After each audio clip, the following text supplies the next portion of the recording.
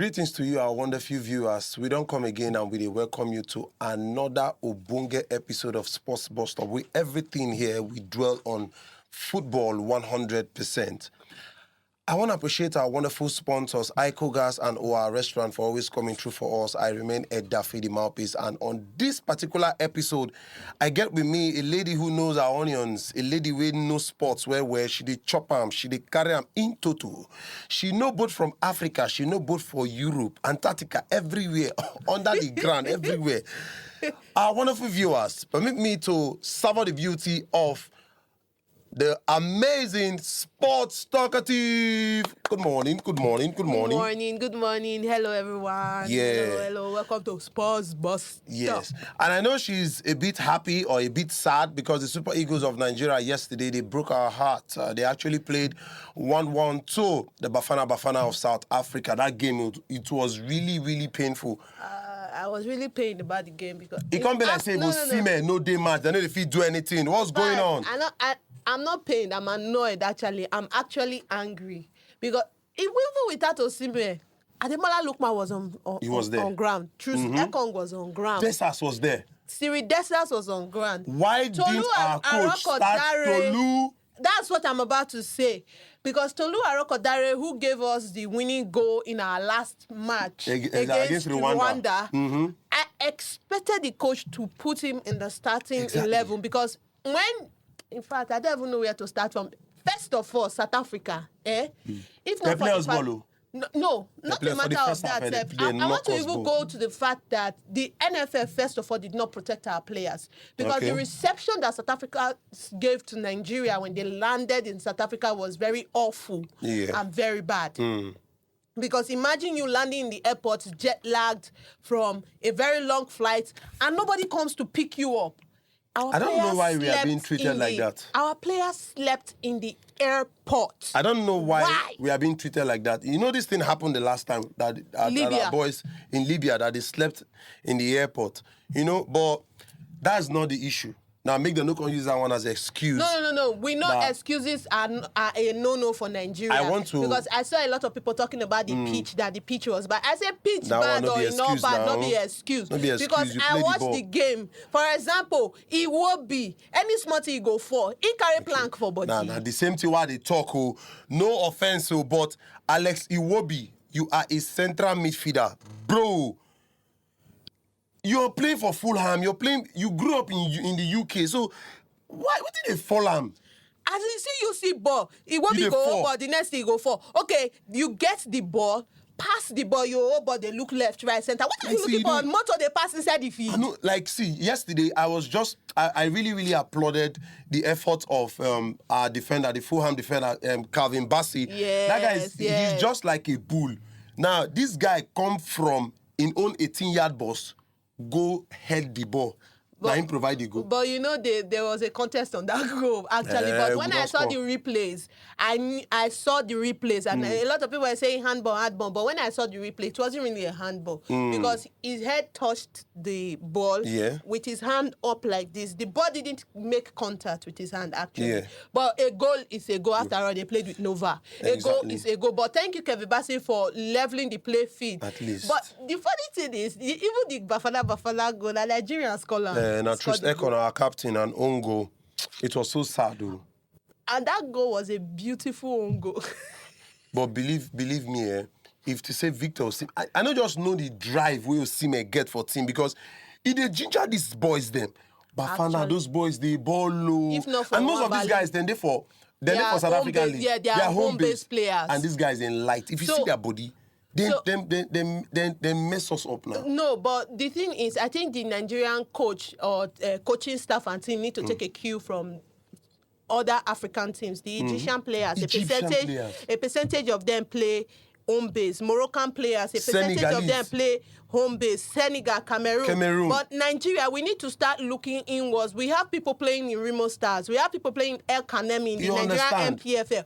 Bring them in. Bendel Insurance. Call them up Plateau to the United. They understand themselves because they hungry. play home-based football. and they are hungry for victory. And they are hungry to just prove to the country that they can play good football. Trust me, by the end of today, some of these are boys, they're going to fly, go back Europe. Of course, the international break is over. It don't end. They're not going to spend 2 days. They're going to fly, go 2 back. 2 days, care. As that match finishes, they go back to airport 1 month. After all, they don't play their country game. They don't to go back to go represent. Many of them now by today, they're already back on their club pitch. Exactly, now to start training. Start training, going through the medical fitness and all that. So it is what it is. But I think our Nigerian coach needs to do better because Tolu Arokodare was a very key. When that guy came in the second half, the system of the game changed. See the long shot, see the long and this guy is tall. He's tall. So if they're making crosses now, I noticed something in that game. Moses Simon, they actually pocket Moses Simon. That South African right back, the guy was always giving close marking. Actually, Moses Simon. But another thing is, who is that right back, Bashiru? The one that substituted Ola Oino. See, I don't know what to say, but let me just keep my comments. I don't. Do you think the Super Eagles of Nigeria have hopes for qualifying for this World Cup? Do you think it's possible? Honestly, from me, I don't think so because we just have 2 more matches to play. We have Rwanda. We have Rwanda and one other country. We drew with Zimbabwe. Zimbabwe, yeah. Lesotho. Now South Africa. See, South Africa is always a hard The last 2 matches that Nigeria have, it's a must for them to win. To win the game. South Africa is already 17 points ahead. Benin Republic is 3 points ahead of Nigeria. Right now they are 14. We are 11 points. So if Nigeria could win 2 of their matches and bag those 6 points, then maybe there will be hope for Nigeria to qualify for the World Cup. While we are praying for them to win their other matches, we are equaling others need to lose or draw. Exactly. Because if every team member, wins if every their games, team, that means Nigeria is not going to the World Cup. Now, let's talk about the European Championship game qualifications too. The game between Hungary and Portugal. Portugal actually won that game 3-2. The goals from Manchester City forward and also Cristiano Ronaldo, always a penalty. I know they will say. Always a penalty. I knew you were going to say it because it's not Messi. Always the Portuguese side actually considered the first goal, Yeah, they considered did. the first goal in the 21st minute. Yes, they did. And there and then, I was like, they don't find trouble. Sheo Roro did the feed.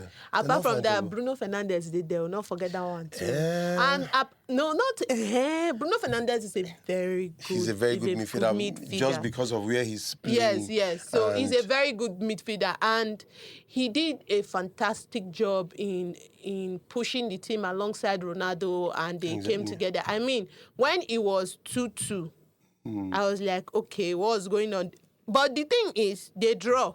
They lose. Portugal will still qualify because they are way ahead in their group right now. So for them to win 3-2, even the USA penalty, of course, the penalty was what equalized it. It was the 3rd goal that actually decided it for them. From Cancelo. Yes, so it was that 3rd goal that actually decided it for Portugal. From a man who is 40.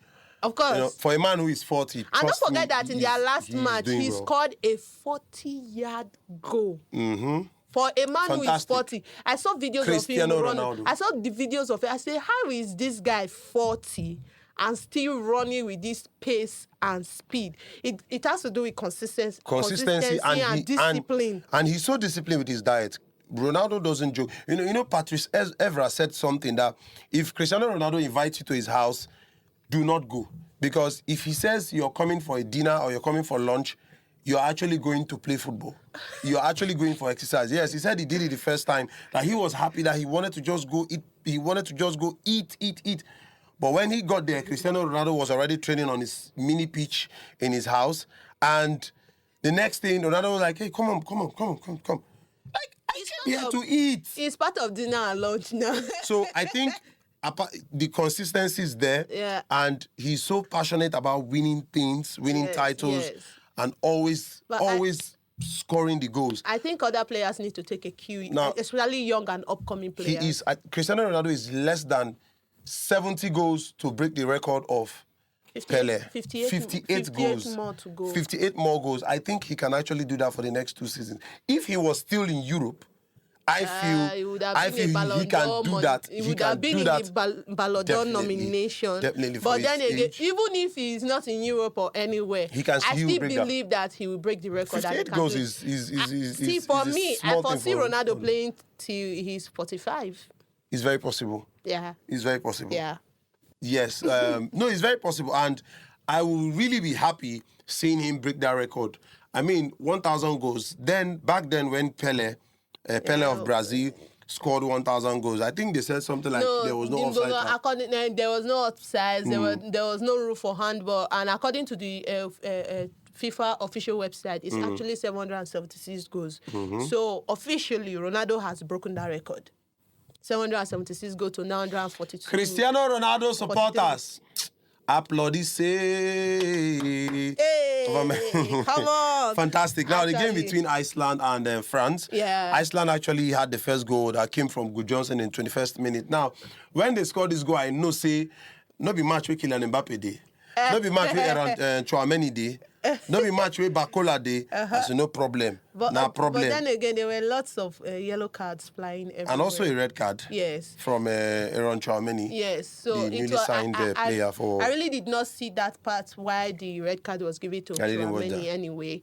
But I think for him to earned the red card. It meant that whatever he did was really awful, terrible, and bad. But then again, congratulations to France for winning 2-1. I mean, Kylian Mbappe was the man of the match. Yeah, Iceland it's not really a very bulky team. Most of them are workers. Yes, most of them are bankers. They are bankers, doctors, engineers. So football is not really their professional hustle. But then again, congratulations.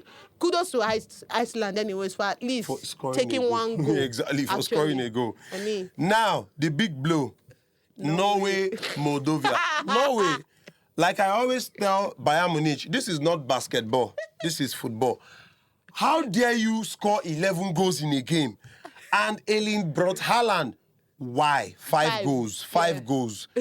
Why 5 goals? What do you mean by why? I think he was angry from the injury he got from the Actually, from the it was a mistake now.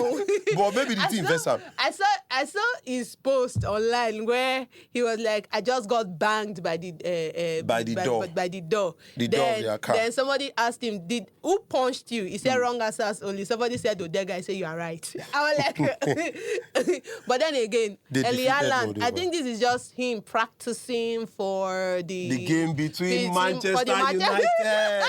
Yes, Manchester City will take on Manchester United. Before we came on set, I was already praying for my team. Like, oh Lord. Hand go touch you now. But the sweet thing about please. We already have Senny Lames. The sweet thing about the Manchester derby is always a very tough one. But then again, Pep Guardiola is already having worries because there are lots of injuries actually for the Manchester team. They will still defend that. They will not beat Man U. Mo will rest. Last draw. So Norway defeated Moldova 11 goals. Like 11-1. The goals were just going back to back. Imagine 5 goals for Erling Haaland. Even Odega scored. No, Odega is... Yeah? The surprising game was between England and Serbia. Serbia did not score even a goal. Odegaard had a goal. Yes. He gave 2 assists and scored 1 in that particular game, Norway. Yeah.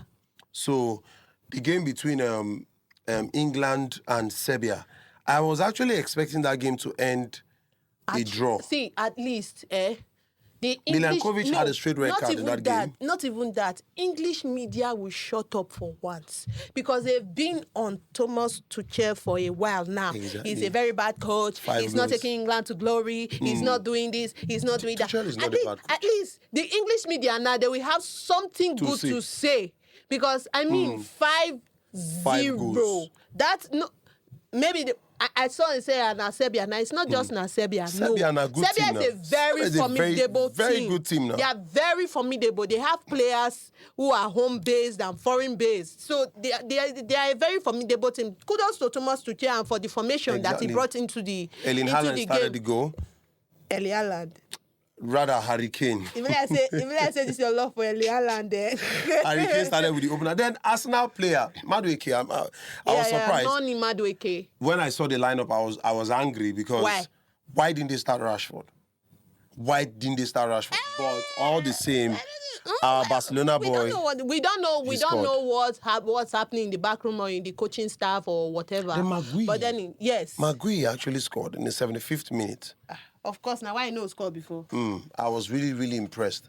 So that game ended in favor of the English team, and like you said, congratulations to Thomas Tuchel. So I think after this international break, there's another one coming again so that they can finish up all the rounds for the World Cup qualifiers. I mean, I'm really super hyped for the World Cup. But for me, I would prefer for the Nigerian, I don't want Bafana to qualify for the World Cup. Yeah, because I think the Super Eagles, they will even do better. Actually, they will. Now, let's talk about the South American game. Ooh. You know, South American, their league is actually as difficult as African league. Just look at what happened to Brazil and Argentina. Brazil lost. Argentina lost. Yes. One will say Argentina, but I'm so happy that Lionel Messi was not there. And his number 10 was given to someone else. For that game, they had a red card, and also Ecuador had a red card too. No, I go get something to talk now. I don't understand. Otamendi had a straight red card. Yeah, no, that's what Otamendi do no good. I beg. I don't want to come. I mean, South American, there's one trait every South American have. They are very hot-tempered. Very, very aggressive. They are aggressive in their kind of and play. They are hot-tempered. So that thing Otamendi did, in fact, if it was to be 2 red cards, it should be 2 red cards, because what he did was very awful, man. It was really deserving for him. Actually, Ecuador beating Argentina 1-0 is a good one. Ecuador is a very good team too. So most of the teams in South America, then they stress Argentina, Chile, and Brazil. Of course.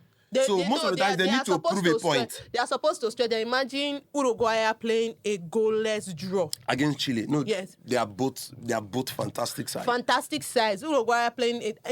I knew it was going to be a very difficult one for Uruguay. From the statistics here, the possession is 50-50. Shots on target, they had 3 shots on target. Chile had 3 shots on target. Uruguay had 3 shots on target. So they were on par, actually, because they are very formidable. Because one thing about South American football is many of their players, they play in the South American League. Number one. Okay. And some of them play in Europe too.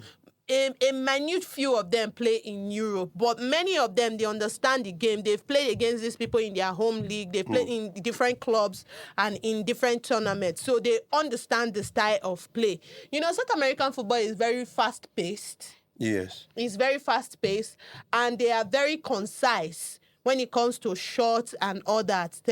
Most times the onus is always on the goalkeeper, not even the defenders. Most times to an example shots. The game between Bolivia and Brazil. Yeah. Alisson, checking at the statistics, Alisson even had more stars than every other player in the Brazilian team there. 8.3. Yes. And it's surprising having a team of Richarlison from Tottenham, Samuel Lino, Luis Enrique, and Bruno Guimaraes from Newcastle. Then they can't get a defeat from Bolivia. Bolivia is not a small team. Bolivia are not small. Comparing Bolivia to Brazil, Brazil is the only team in the world that has never missed the World Cup. But actually, see, if you are talking about the Brazil, for this current Brazil team, sorry to say it, they are not so unique to you? They are not so unique, actually. Like, we have the likes of Vinicius Jr., we have Rafinha. See, we have Bruno Guimaraes. Individually, right? Individually, they are good. As a team. When it comes to working as a team, they don't do really well as a team, because I don't think the coach has to do much more teamwork training. Individually, Vinicius Jr. is good. Rafinha is good on his own. So these are individual players that are very good. And everybody wants to see them play. And I think everybody wants to shine on their own. Actually, that might actually be another problem. If you watch the Brazil-Bolivia match, there was a thing of selfish play. I want to outshine this. I want to outshine this. I want to do this. I want to do that. Compared to the Brazilian team I grew up watching. You understand? The Samba boys. You see Carlos Roberto, you see Rivado, you see Bebeto on one side. So Emerson, Lucio, and all Ronaldinho. of that. Ronaldinho in the so middle. These are the people that actually they were very good because everybody knew them. Individually, then they were still good, and collectively, but collectively they worked as a team. Right? So I don't think this Brazilian team, they found themselves working together as a team. So if they don't work on that very fast, they might not even be going to the World Cup, and in subsequent plays they might just be playing awfully bad. But then again, it's just 1-0 anyway. So Carlo Ancelotti's side lost Brazil to Bolivia. So but one thing is, why didn't he call Neymar Jr.? No, I thought Neymar had an injury. Neymar had an injury first. Apart from that, Rodrigo, my problem is even the Rodrigo. Neymar Jr. will understand that he's an injury-prone player. But Rodrigo, what is this issue that he has with Rodrigo behind camera or in the dressing room? I think Carlo Ancelotti needs to explain the beef between him because and Rodrigo. You were not playing this boy in Real Madrid when you were the head coach. Yes. Now to Brazil, you're the head coach of Brazil, and you didn't even invite the boy. Actually, so I think he has a lot of explaining to do. There's a beef going on. I mean, Rodrigo. No, we don't know. We don't know. But then again, I think if Rodrigo was in the team, it would have been another up game for them again. But then again, let's see what happens in the World Cup. This World Cup, it go tough. It go interesting because right now, nobody has a favorite team to win the World Cup. There is no favorite team. Even the favorite team people will talk about, France, they are not so sure. Exactly, they are not so sure. So on that note, we are going to call this a wrap. But we all should prepare for the weekend game in the Etihad Stadium between Manchester City and Manchester United. Manchester United is going to win. I'll need you to say this after the game. So I want to appreciate our wonderful sponsors. But last is either going to be a draw. Okay, we'll say that. Thank you very much. I want to appreciate our wonderful sponsors, Ico Gas, our restaurant for always coming through. And I also want to appreciate myself, Edafe, Dmouthpiece, and not forgetting the Superwoman Sports Talkative, who I am so sure she will be in tears during our next episode. I will not be in tears. And thank you to the crews, to the people the guys behind the camera. I want to say thank you very much. Thank you very much. See you guys next time. The next episode. Bye.